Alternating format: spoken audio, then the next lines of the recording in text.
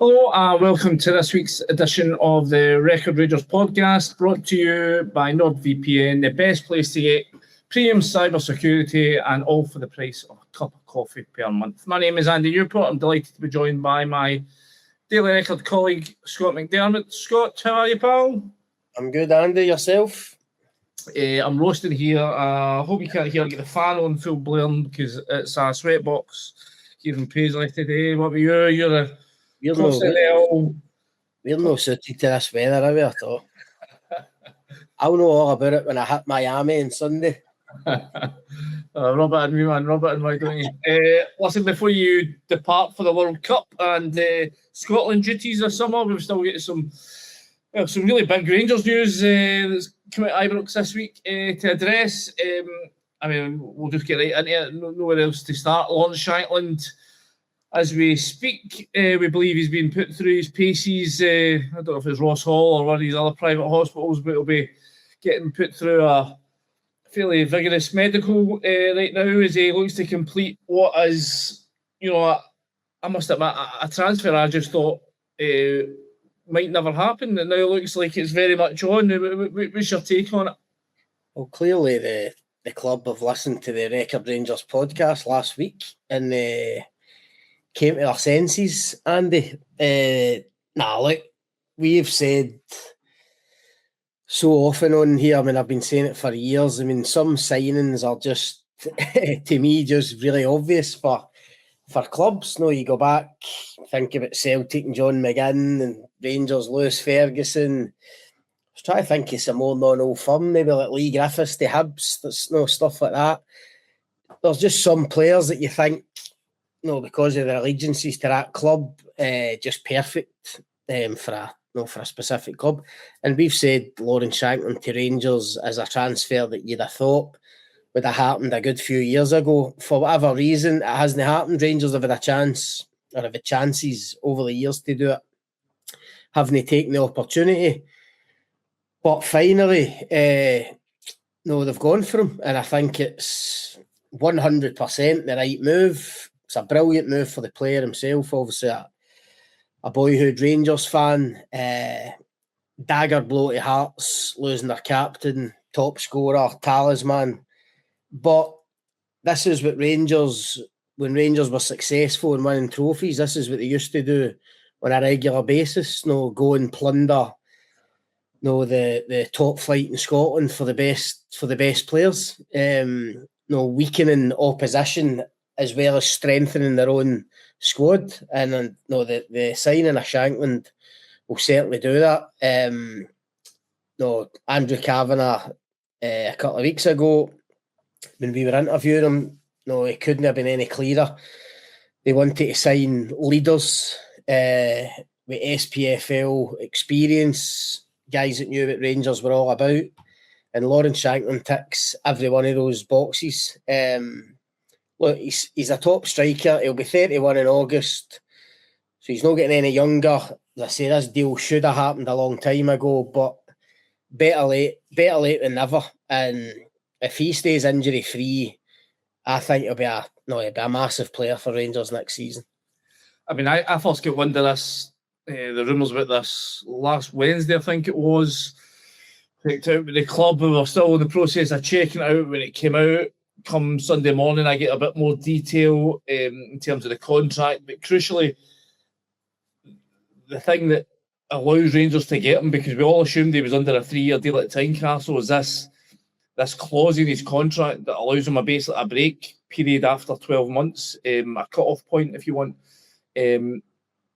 Just how surprised are you by that Hearts agreed to that, and the way that they obviously sold this deal to the Hearts support, that it was a 3-year deal and he was going to be the man, having taken them so close to a title this year, is now able to walk away and you think of it, just for a Hearts, but I know we're a Rangers podcast, but just from a Hearts perspective, everything that had been so positive, as much as it was a deflating end of the season with that last day defeat at Celtic Park. I think a lot of Hearts fans would have been really excited going into next season, having Lawrence Shankland as the sort of talisman to take them on and have another go at this. But now, they must be feeling they've had the legs sort of swiped away from them. They'll be devastated, Andy, understandably so. As you say, I mean, not only losing the title, remember they've also lost Craig Halkett and Mark Leonard, albeit Leonard was a lone player. They've lost them to serious injuries, 8-9 months out with ruptured Achilles injuries. Looking at guys like Beringame and Devlin going as well this summer, I mean, like crucial key components to this team. I mean, and as you say, the Hearts fans were probably thinking, well, at least Shankland and Braga are signed up on long-term deals, and no, they wouldn't have completely ruled out losing one of them. But they would have known, or they would have thought that it was going to take big money to get either of them. And obviously Shankland's going to walk out the door for nothing. So it'll be a hammer blow. In terms of being surprised, I'm surprised. I mean, my natural instinct was surprised when obviously we got wind of this clause and the fact that Rangers were going to exploit it and get them to Ibrox. In terms of the reasoning for it, I'm thinking back to last summer. I think Lawrence Shankland and his representatives have probably thought last summer, at the stage he's at in his career, he's probably still got one big move in him. And it might be the biggest deal of his career. And as we know, Shankland was without a club last summer, training on his own in Dubai, waiting for offers to come in. I think probably waiting for a Rangers offer to come in, if we're being honest. I mean, think about where Rangers were in terms of a new manager, new director of football, new owners. We've said a million times, Rangers should have got him last summer, if not before. So I think they're probably thinking he's got one big deal left in him. When I think it was mentioned at the time, I think there were offers for Europe, I think Turkey and stuff like that was mentioned, but obviously nothing that really floated Shankland's boat. And obviously the influence of McInnes was absolutely crucial in getting him signed up for Hearts again. But when you look at it now, maybe that's the reason. Maybe Shankland, and I say his agents, not have thought, right, okay, go back to Hearts, but another good season under McInnes, and there might still be an opportunity for that one big last move. So why not include this break clause in case offers come in? And obviously everything is falling into place. I mean, apart from an injury that he had that kept him out for, I think it was maybe 6 to 8 weeks of the season. He scored 20 goals. I think his performances have been outstanding, certainly every time I've watched them. He's now an integral part of the Scotland squad going to a World Cup. You think of that finish, Andy, at Tynecastle against Rangers, which effectively ended Rangers' title hopes. Well, did end Rangers' title hopes. We were there that day. I mean, it was a stunning finish. I mean, just stunning in terms of its execution and just how clinical it was. And if Danny Rowe and Andrew Kavanagh didn't know before that how good he was and how deadly Shankland could be, they certainly found out that day. And listen, that might have been the day that they decided, we have to try and explore this and have to try and get him in.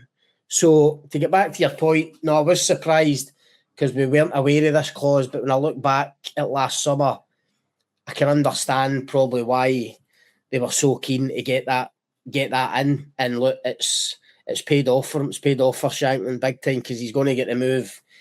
He's going to get the move of his dreams, even though it's tough to take for Hearts supporters. I mean, you're right what you say about Andrew Kavanagh speaking about looking to bring in leaders. Obviously, a Scottish, somebody with a Scottish background as well.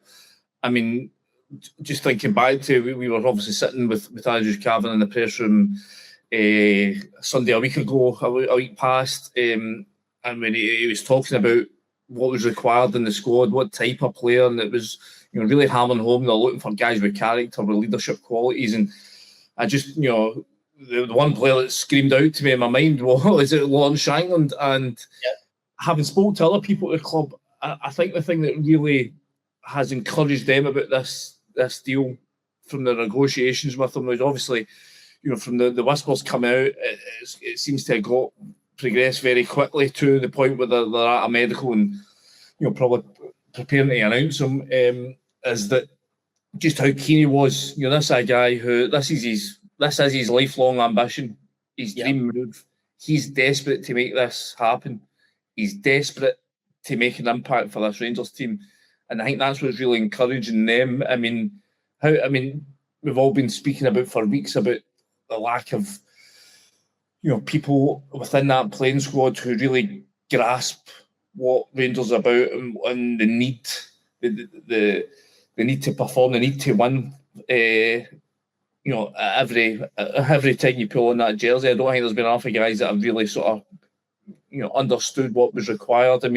How much an impact do you think that'll have in this Rangers team going forward? Now you've got a guy of his calibre, leading the line potentially. I think it could be huge as long as Rangers recruitment continues to be as shrewd as this over the summer. This is hugely positive start to their transfer business when you think getting the Hearts captain, top striker, Scotland striker, Rangers fan, getting him in the building this early could be absolutely crucial for Danny Rowe. And you're right about his leadership. He's developed as a captain. A few years ago, I wouldn't have said he was a natural captain, but he's certainly grown into the role at Hearts. I think he's probably learned from people. I think the guys like Craig Gordon and stuff like that at Hearts. And if you ask Derek McInnes, he will say that Lawrence Shankland's the most influential player in that dressing room. He's the guy that other players look up to. He's the guy that comes up with big moments for the team. I think if you look at his performances, especially last season when obviously they're going for the title, I think you could visibly see that he was becoming more of a captain, more vocal, cajoling people around him. I think he's added all that to his game with experience. So if you add that to the fact that he's grown up as a Rangers fan and knows everything about the club, knows what the club means. You're talking about a boy here that's used to go to Rangers games regular. I think there's pictures came out this week of him in Seville at the Europa League final and stuff like that. So he knows he's no played for Rangers, but he knows the club inside out and he knows the demands and the expectations. And we're talking about leadership. Obviously, James Tavernier's left. That leaves a big void in terms of the captaincy. And as it stands at the moment, if Lawrence Shankland's the first signing, then to me, he automatically becomes Rangers captain. Now, that obviously won't be announced immediately. I wouldn't have thought that will probably get announced during the pre-season ahead of the new campaign. But unless Rangers go and sign another 2 or 3 of his ilk, where he might have a bit of competition for that role. People have mentioned Lewis Ferguson, a couple of other names have been mentioned. But as it stands at the moment, if Shankland comes in the door as a captain of Hearts, 30-year-old, 31-year-old Scotland player, Rangers fan, to me, he becomes the captain right away. Not only the captain, he'll also become a penalty taker as well. Off Tavernier, which should get his goal count up. So, in that sense, if you think about that, first, we're not even into the transfer window yet. The season's barely done, and Rangers have effectively been out and signed a new captain, and that's why the Rangers punters are so excited about this signing. I agree with you. I think he's the perfect candidate. Just as you say, going back to that goal he scored at Tynecastle, I just think that was a moment when Hearts needed somebody to step up because as much as they got themselves back into that game, they'd been outplayed in the first half, and if Rangers had been shown any signs of encouragement in that second half, they couldn't take that grip again. Yeah, but they didn't, and Hearts ripped it away, and it was just the kind of moment I looked at and I thought, I don't see anybody in that Rangers squad that is capable of. We've seen guys have big moments, but not in the pressure moments. That's what let Rangers down. In the pressure moments, Rangers folded. Here was a pressure moment, and Lawrence Shankland stepped up, what you say is an absolute, it was an exocet into the bottom corner, scalpel finish, absolutely surgical strike, whatever you want to call it, stunning finish. And it just, for me, summed up a guy who really raises his games, raises his levels when the pressure's on rather than shies away from it. And I think that's what too many Rangers players for, best part of a decade, bar the odd year here or there, I've done. So, the more I think about it as well, you're saying, is he going to be the captain? I think as it stands, you're absolutely right. He should be the captain. But I'm thinking, well, if he's not going to be the captain, that means that they're going to bring in somebody of an even bigger personality, an even bigger sort of character level. And again, that can only be a good thing, because if you're bringing in somebody of broader shoulders and of a bigger stature than Lawrence Shankland, then that has to be encouraging. But if it's going to be Lawrence Shankland, I think for me that's an upgrade. I mean, again, I don't,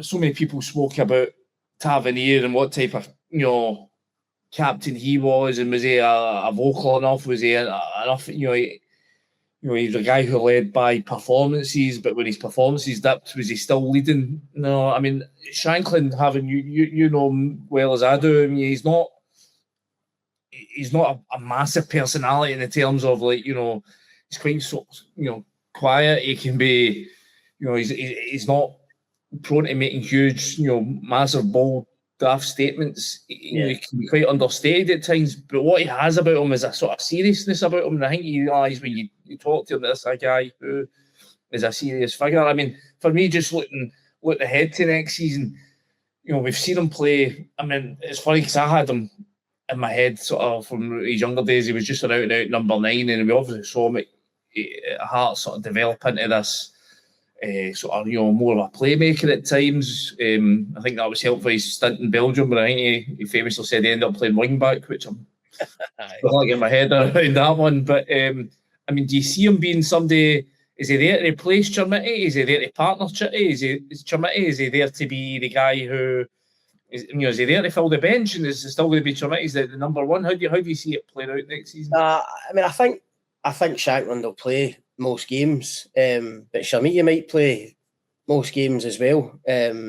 Look, we know Danny Rowe, he's experimented with this 4-4-2, isn't he, or 4-2-2-2. That might be something he goes back to, and obviously those two would be the natural selections up front. But what I like about Shankland playing wise now, Andy, is that he can play just off the front.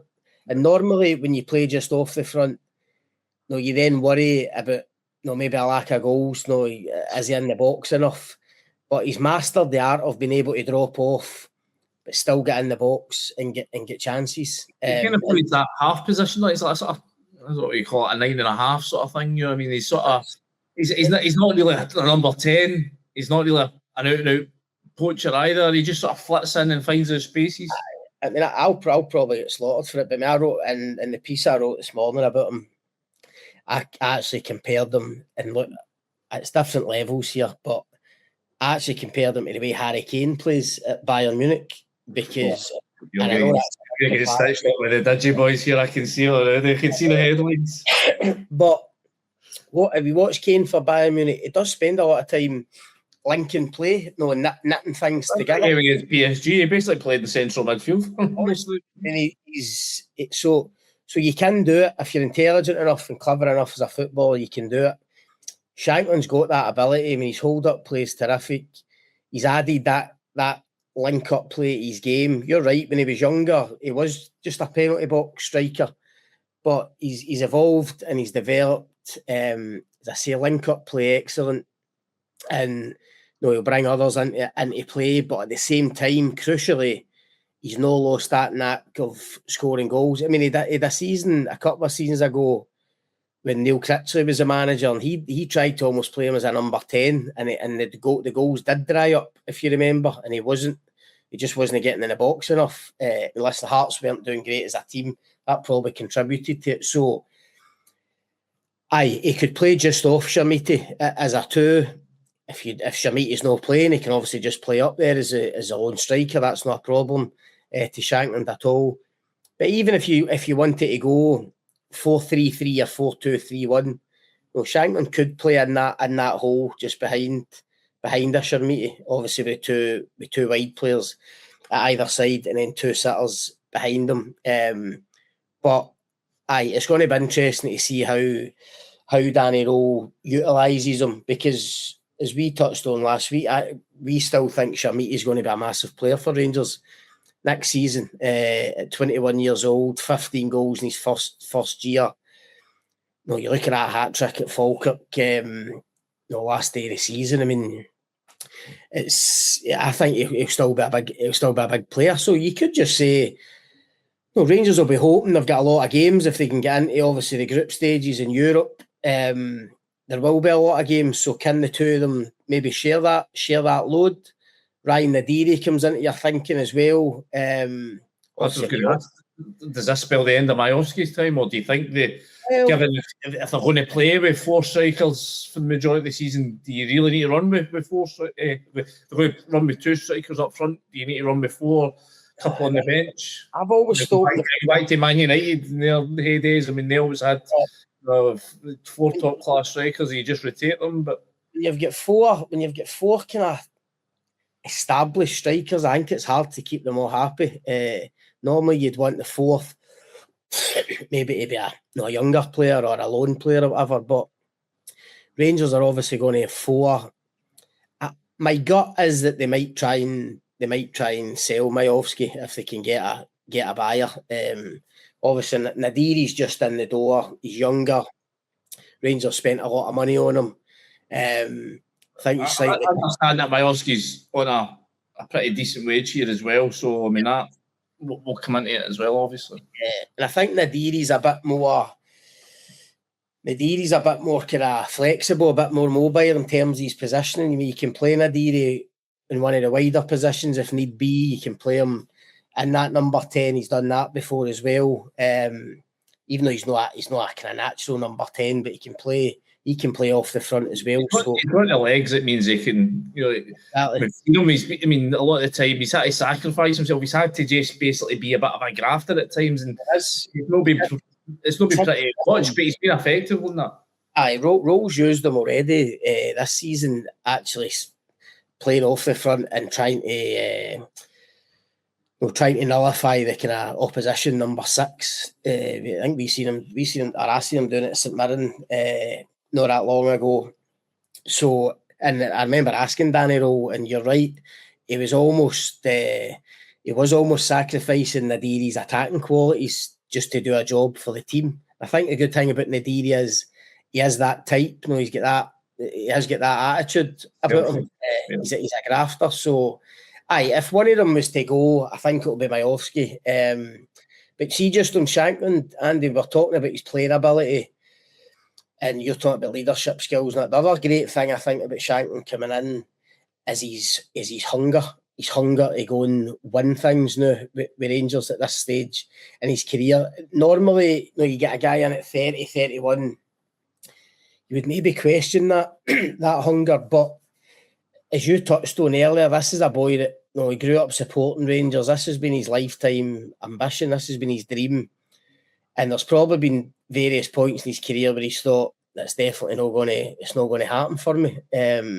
So for him to get this opportunity now at 30, 31, and he'll feel within himself that he's probably kind of at his peak at the moment. I just think there'll be an insatiable hunger there to go and be successful and go and win things. And that's one of the things I've been critical about with this Rangers team, is just that lack of hunger. I mean, Shankland, when you look at his career, and I've interviewed him loads of times about this, but at certain points in his career, it was at a big crossroads. He didn't know if he was going to... right about the very start, when he gets released with Aberdeen, he doesn't know if he's going to stay in the game.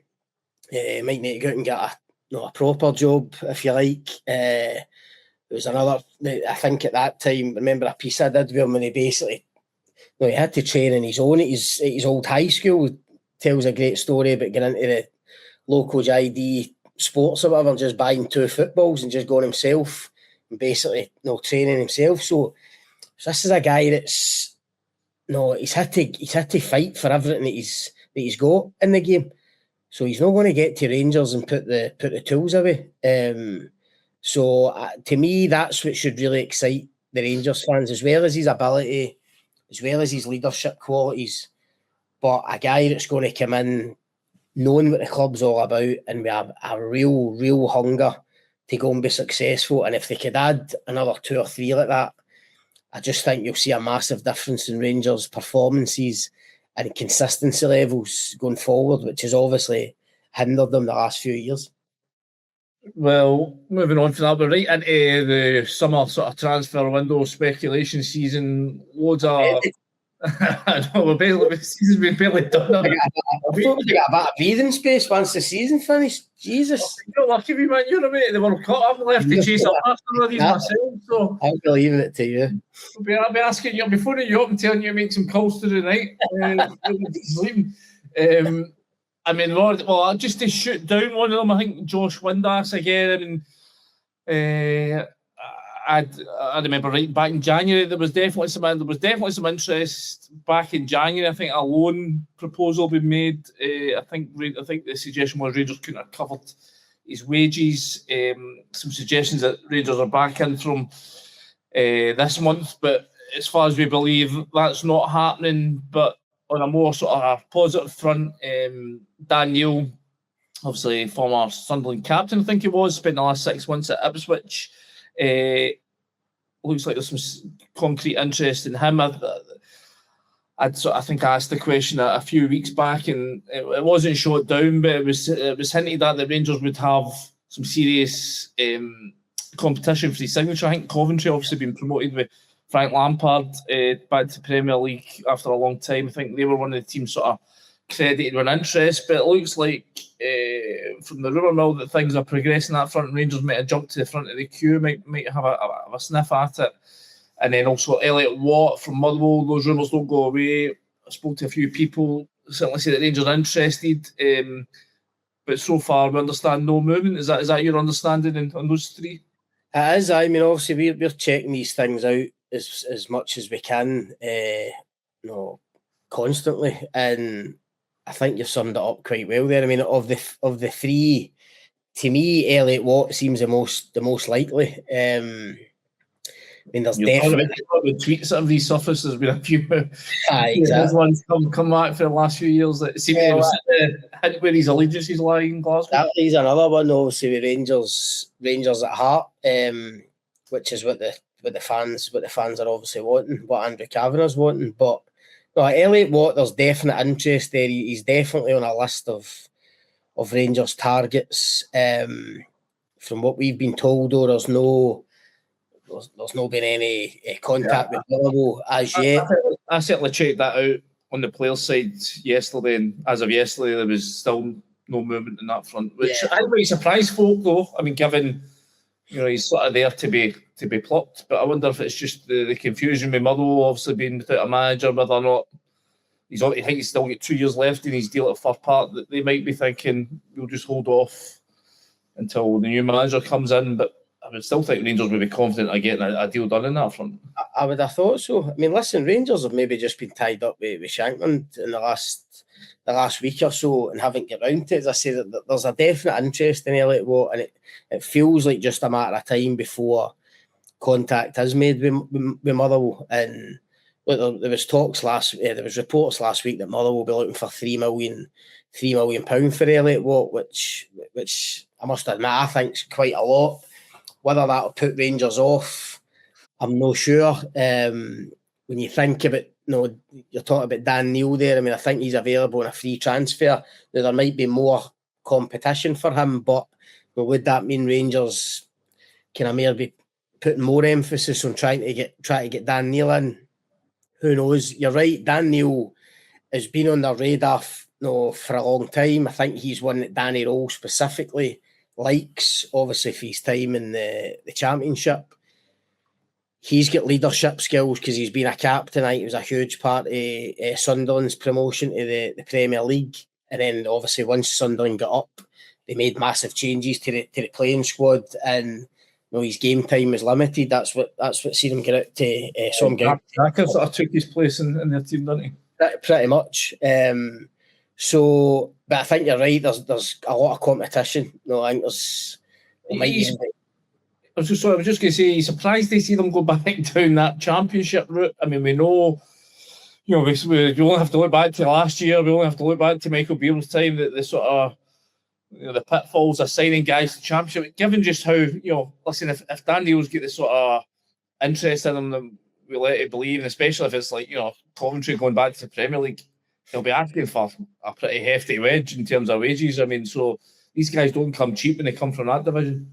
Rangers fans are now petrified. They're now scared. Through English Championship signings, and they're scared. I mean, I got a text this morning for somebody saying, "No, what about Dan Neil? Just wary these Championship players after last summer." And they're right, and I'll hold my hands up. I mean, I thought Joe Rothwell would have been an excellent signing for Rangers when he came in. Looking at his background, what he'd done in the Championship, think about that league. So it's hard to tell, but certainly Dan Neil, he's still at a decent age. When you think about Rangers are wanting, and that's a crucial thing here, that Rangers have changed tact this summer. Andrew Kavanagh made that abundantly clear, that it is leaders, it's leadership they want, and Dan Neil ticks that. I don't think Joe Rothwell would have ticked that box, for instance. That totally different type of player, different type of character. But Dan Neil, in terms of personality, Joe Rothwell was just a very, quiet guy. Didn't strike to me. To be frank, he looked petrified at times by what he'd stepped into. I mean, he looked shell shocked. I remember speaking to him after that game at Falkirk. That proved to be Russell Martin's last game, and just looked absolutely bewildered about what was erupting round about him. I remember speaking to somebody. This might not be true, but I've no reason to doubt the person. But they told me no long after Rothwell arrived, I think he was in a restaurant. I've heard that story too. Yeah. I mean, and it's nothing major, but he just said he told the guy that night, he was asking about Rangers and stuff, and he could not believe the intensity of life at Rangers. He couldn't. It was no long after Russell Martin's first league game away to Motherwell at Firth Park that Rothwell played, and he could not believe the intensity of that game. I think he actually said he couldn't believe the standard of Motherwell, because he just thought, a lowly Scottish Premiership side, he couldn't believe how much they get after Rangers and made it difficult for them. I think he was shell shocked. It was This goes back to, I mean, we're discussing all things here, but this goes back, and I think this is pertinent to this summer though, but why last summer was such a disaster. It was such a, I mean, we thought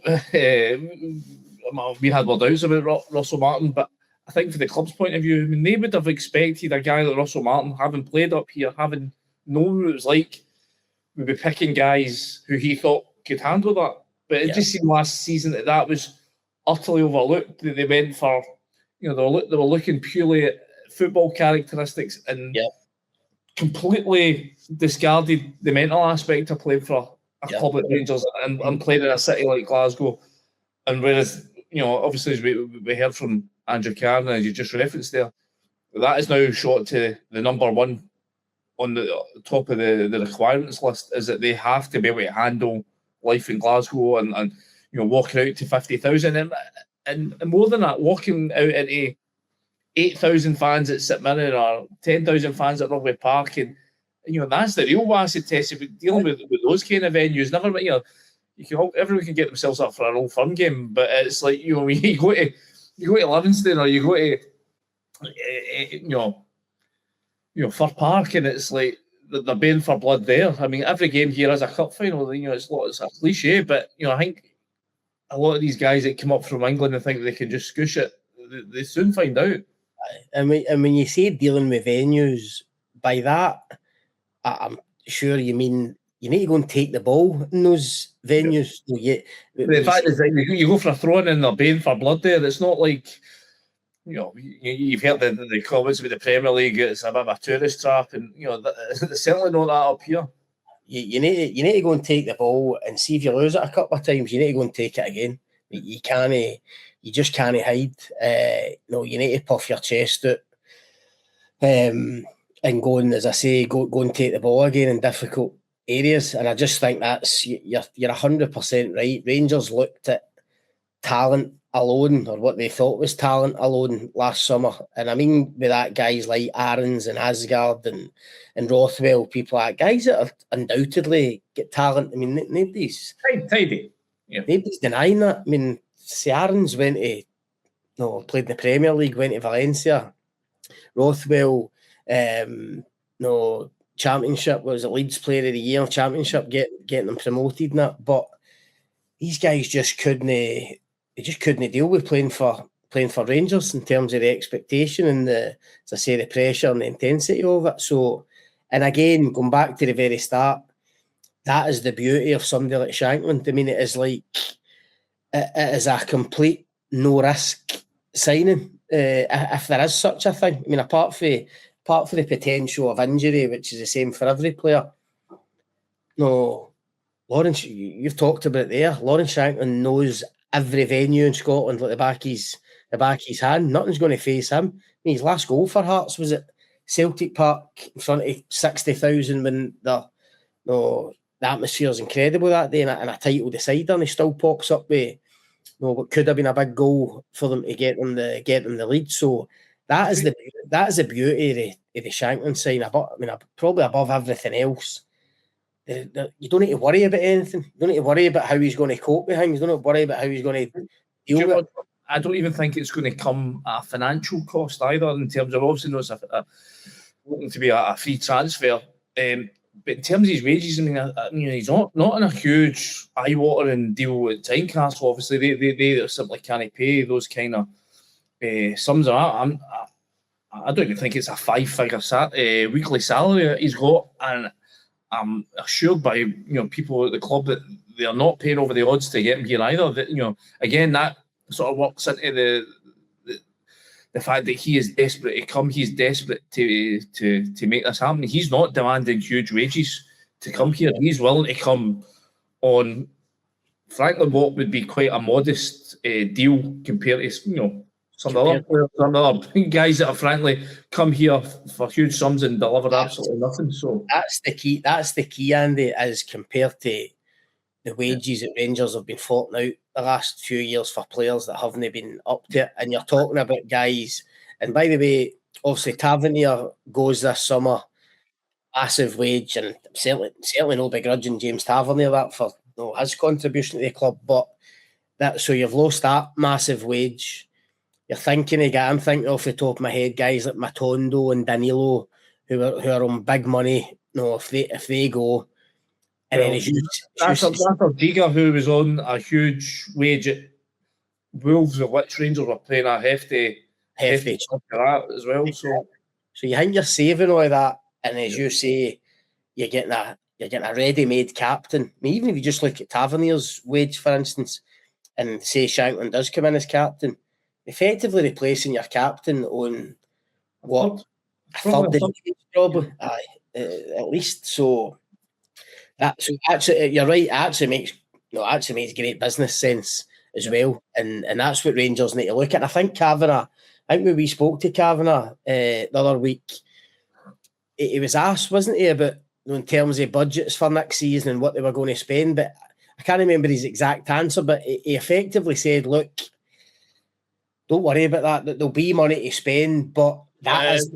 I'd ask the question about this was before the cup finals, still that threat of dropping into the Conference League. Still has a threat of dropping in the Conference League if they losing one of the playoff games, effectively, the qualifiers. But he made the point. Listen, you're absolutely right that they will provide money, and I think more than that, it's now their approach to negotiations. I think it's changed. Jim Gillespie got in there. Jim Gillespie, having his time at St Mirren, had to strike a hard bargain for that club. They did not have the resources that allowed them to go and throw money about and waste money. Every penny had to be accounted for, and I think he's taken that same approach into Rangers. He's obviously got a bigger pot of cash to play with, but he'll be just as frugal with every penny.